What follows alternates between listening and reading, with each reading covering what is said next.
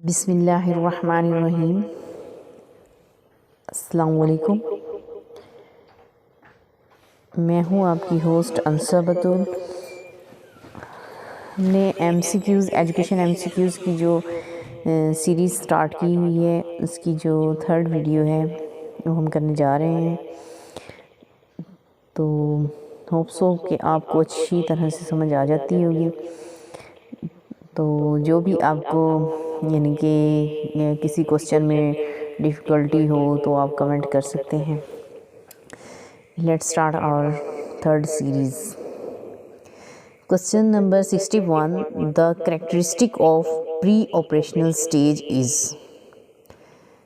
अब आपको पहले डिस्क्राइब कर चुकी हूँ कि पियाजे ने 4 स्टेजेस बताई थी। Sensory motor stage, pre operational, concrete stage and fourth जो थी वो फॉर्मल स्टेज। तो सेकंड जो है ना प्री ऑपरेशनल, इसके कुछ पॉइंट्स थे इम्पोर्टेंट। तो देखते हैं कि इसका कौन सा जो है वो एमसीक्यूज़ इसका है आंसर जो है। फर्स्ट है ईगोसेंट्रिसिज्म, सेकंड है animism, third both A and B. तो इसका करेक्ट ऑप्शन जो है वो सी है, A and B. Pre operational के अंदर ये दोनों पॉइंट्स आते हैं, ईगोसेंट्रिसिज्म एंड एनिमिज्म। अब आपको ये नहीं पता चल रहा होगा कि ईगोसेंट्रिसिज्म और एनिमिज्म क्या चीज़ है।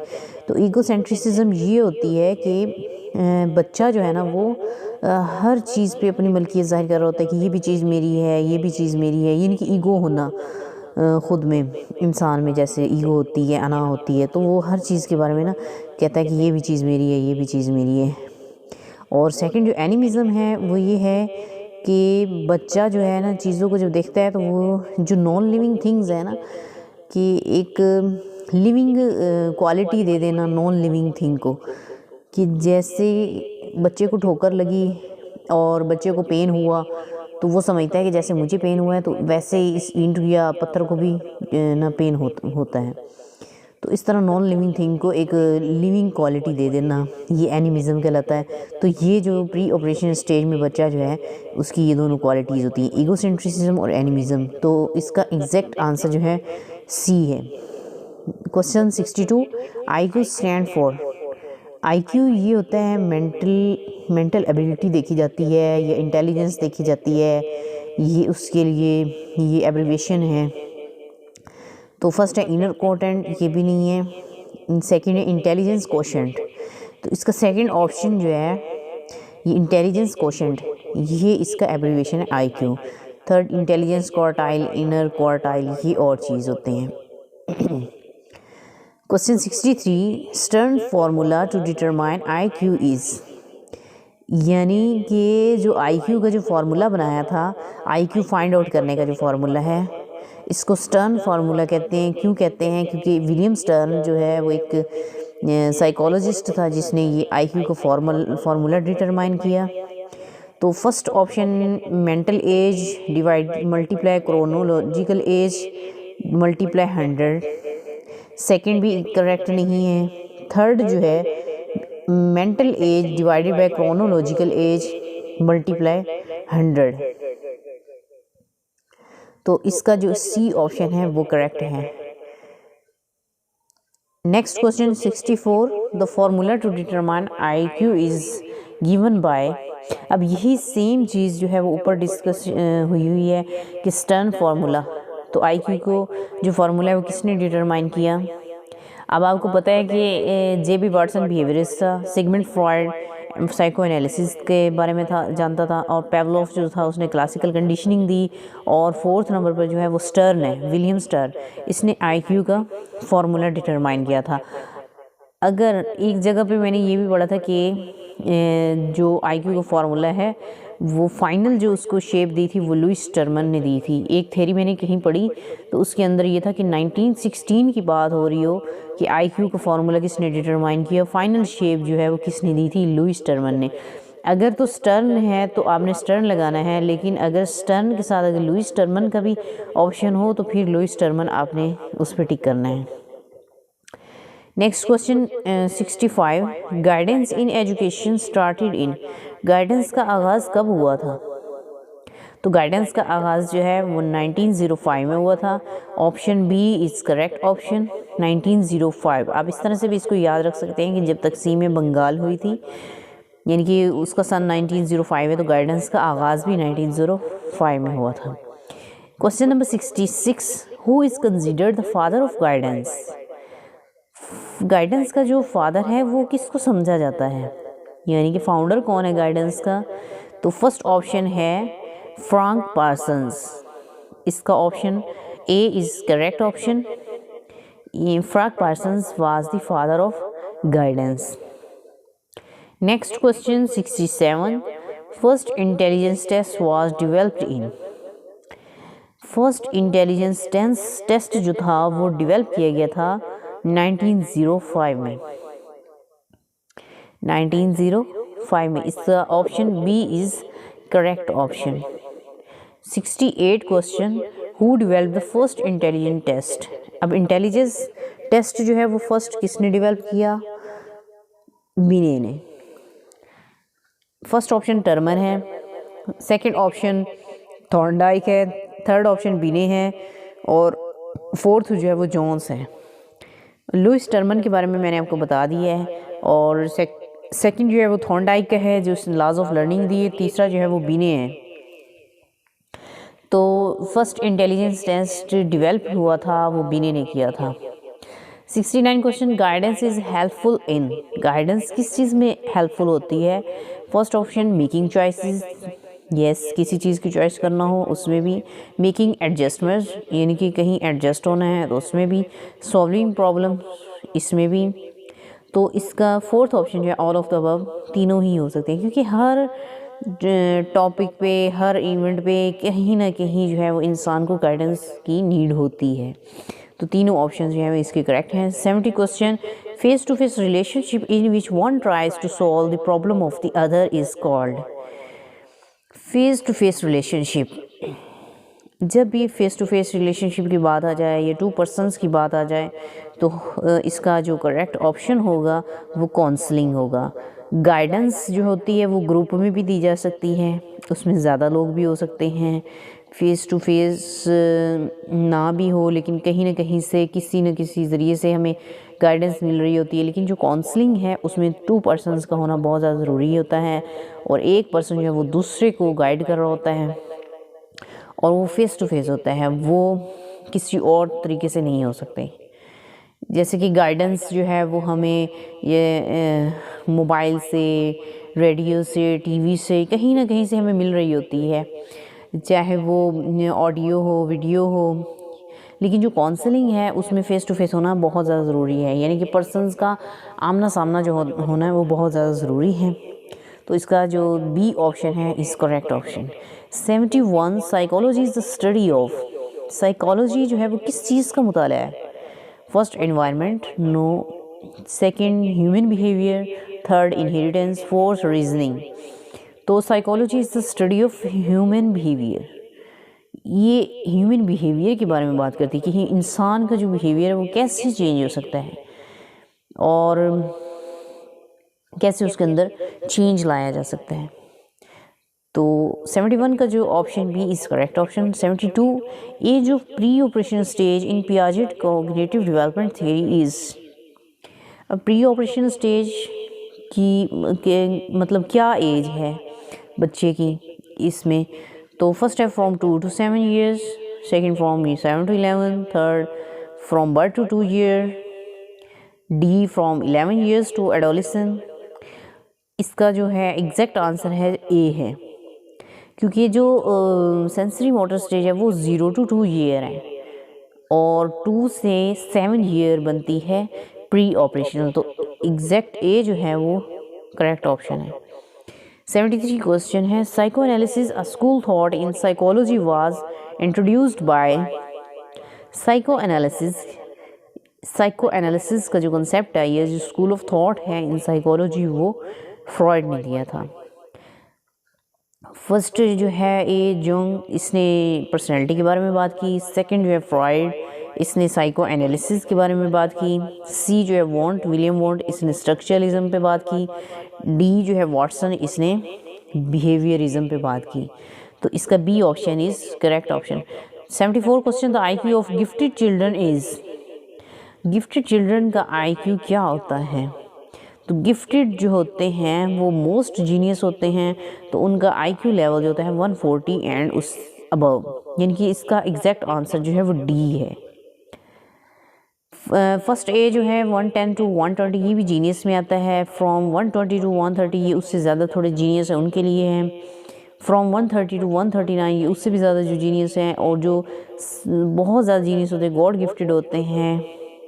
तो क्रिएटिव माइंड जैसे कि साइंटिस्ट लेवल का जो माइंड होता है वो 140 एंड अबव होता है। Question number 75, cognitive learning theory is known as.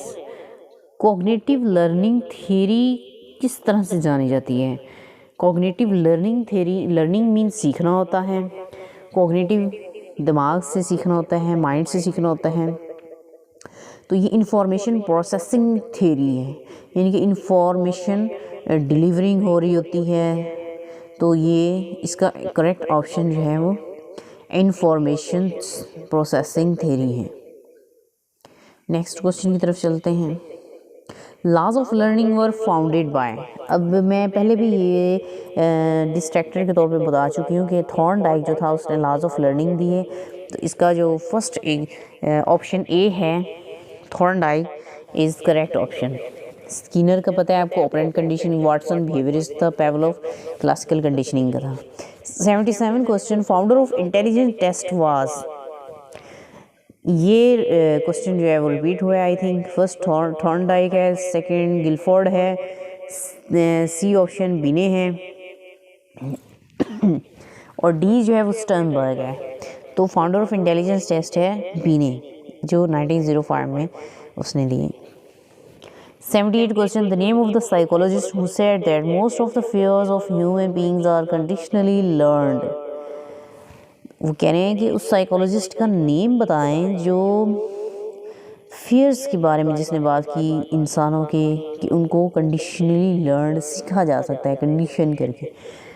तो थॉर्नडाइक लॉज ऑफ लर्निंग का था, पेवलोव क्लासिकल कंडीशनिंग का, वाटसन जो था वो बिहेवियरिस्ट था, और वही जो है उसने ही कंडीशनिंग की बात की थी कि माहौल को कंडीशन करके बिहेवियर को चेंज किया जा सकता है, या ह्यूमन जो फियर होते हैं उनके बारे में बात की।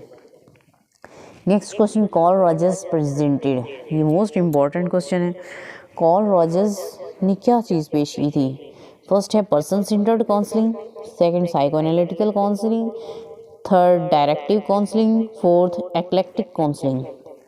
अब कार्ल रॉजर्स ने किस पे बात की? अब जो सेकंड बी ऑप्शन है psycho analytical counselling, directive counselling, eclectic counselling, ये जो है काउंसलिंग के टाइप्स हैं, ये और लोगों ने पेश की थी।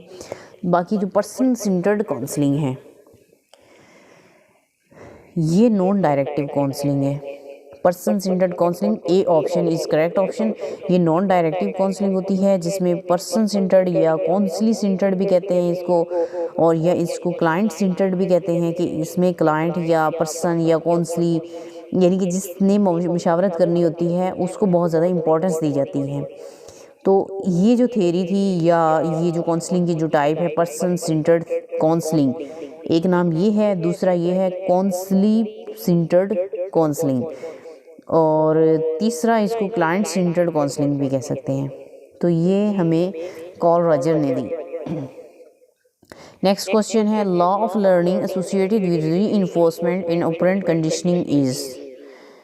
तो लॉ ऑफ लर्निंग जो रीइंफोर्समेंट से मुंसलिक है ऑपरेंट कंडीशनिंग में, इसका जो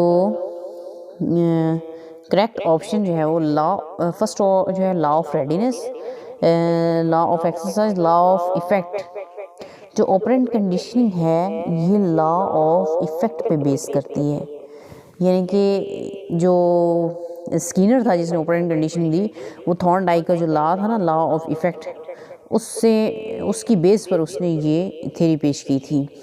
तो इसका जो एग्जैक्ट आंसर जो है वो लॉ ऑफ इफेक्ट है, option C. Next question 81 interest, attitude, appreciation, skills and achievements are primarily the product of. ये किस चीज़ की प्रोडक्ट है?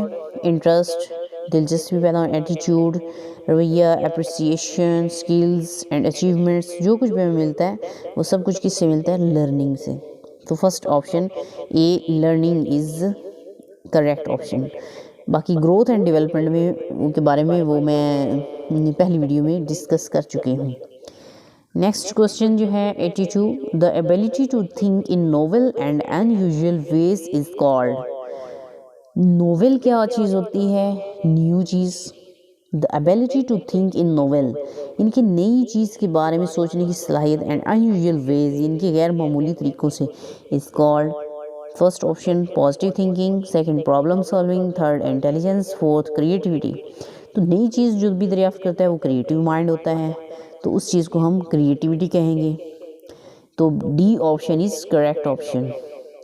Question 83, which is basic born emotion, इनकी जो पैदाइशी इंसान का इमोशन होता है वो कौन सा है? Fear, surprise, withdrawal, fear, fighting. इन चारों में से कौन सा है? फेयर।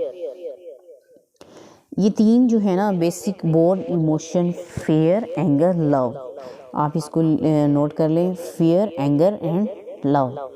ये तीन जो है ना जे.बी. वाटसन ने डिस्क्राइब किए थे, ये बेसिक बोर्न इमोशन होते हैं, फेयर, एंगर एंड लव। तो कहीं फेयर की बजाय लव या एंगर भी आ सकता है, तो आप उस पर क्लिक कर सकते हैं। 84 क्वेश्चन, पियाजे प्रेजेंटेड द थ्योरी ऑफ।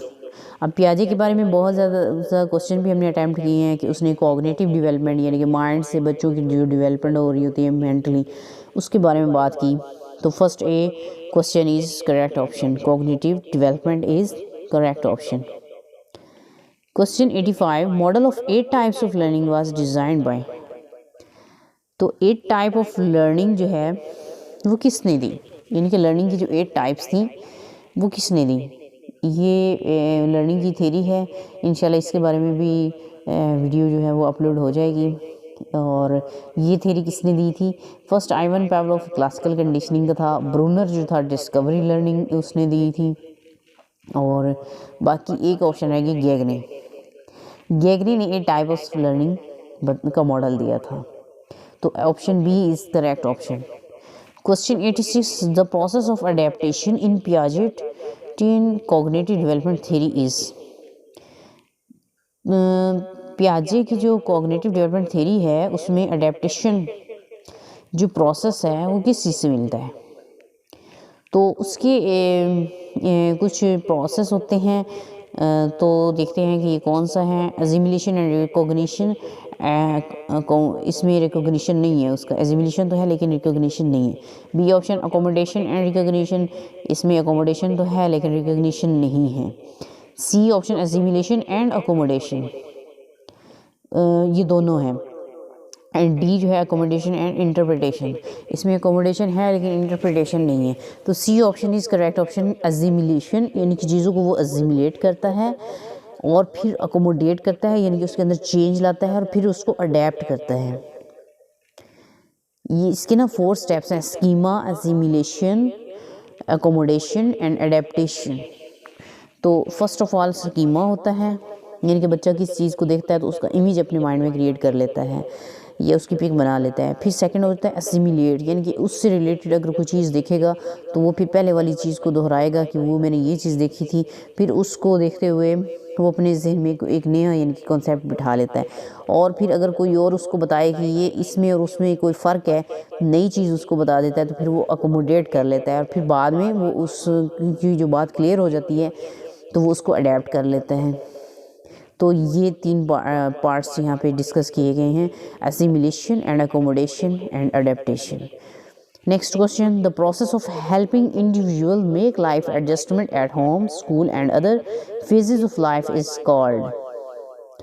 ऐसा प्रोसेस जिसमें एक इंडिविजुअल की ज़िंदगी में एडजस्टमेंट के बारे में हेल्प की जाती है, घर में, स्कूल में, other phase of life is called guidance. Guidance is a broader term.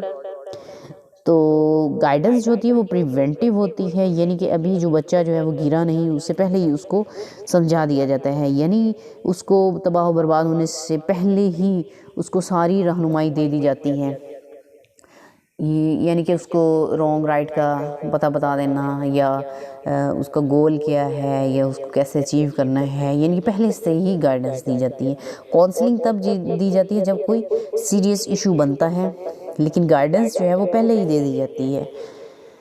तो इसका C option is correct option. Next question, hierarchy of needs was presented by. Hierarchy of needs जो है ये ह्यूमन बीइंग के बारे में, जो नीड्स होती हैं, इंसान की बेसिक नीड्स जो होती हैं, उसके बारे में बात की थी मैस्लो ने। इसका first A option is correct option. Question number 89, at which stage of cognitive development Piaget in the child develops object permanence.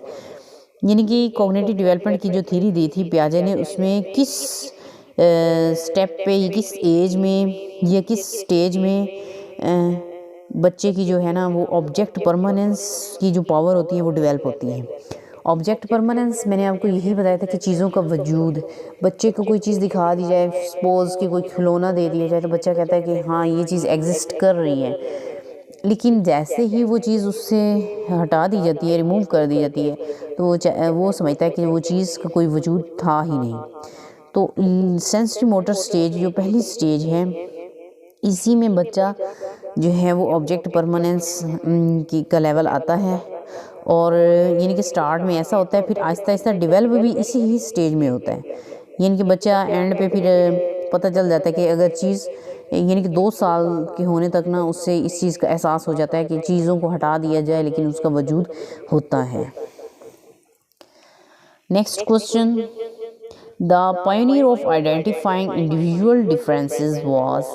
अब इंडिविजुअल डिफरेंसेस के बारे में किसने आइडेंटिफाई किया था, उसको पायनियर कौन था, उसका फाउंडर कौन था।